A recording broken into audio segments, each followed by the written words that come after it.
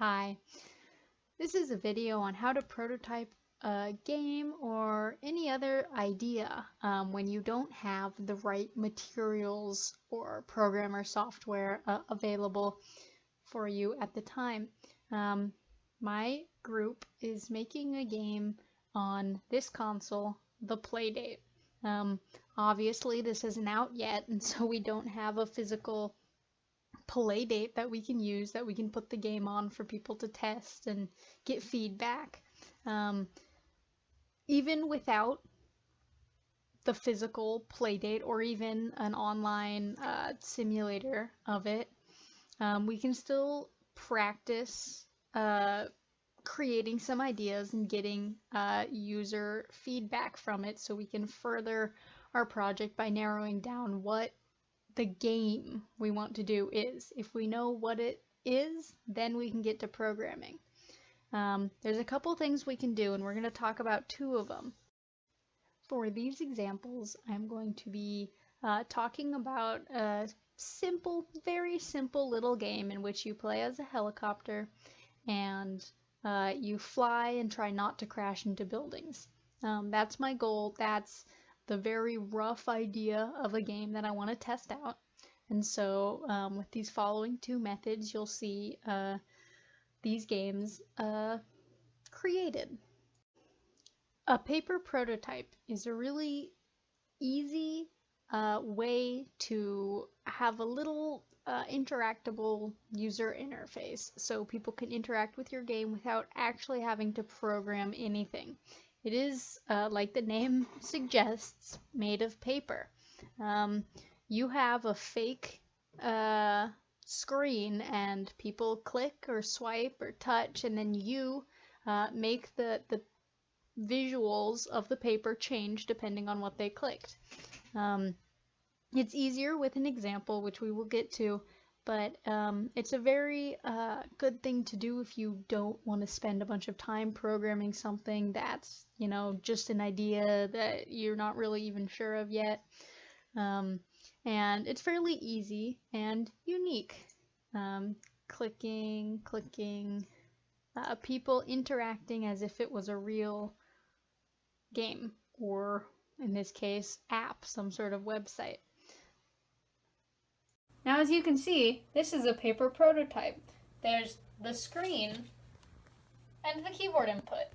Now let's see how someone interacts with it. When the start button is pushed, the scene changes to the game.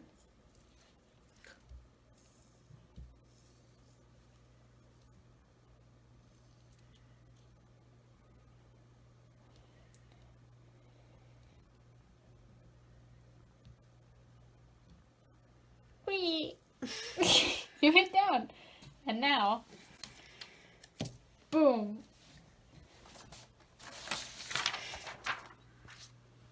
The end. Try again. We'll start over this scene at the beginning. As you can see, the player has figured out how the game works. Keyboard input to move the helicopter. And has learned the consequences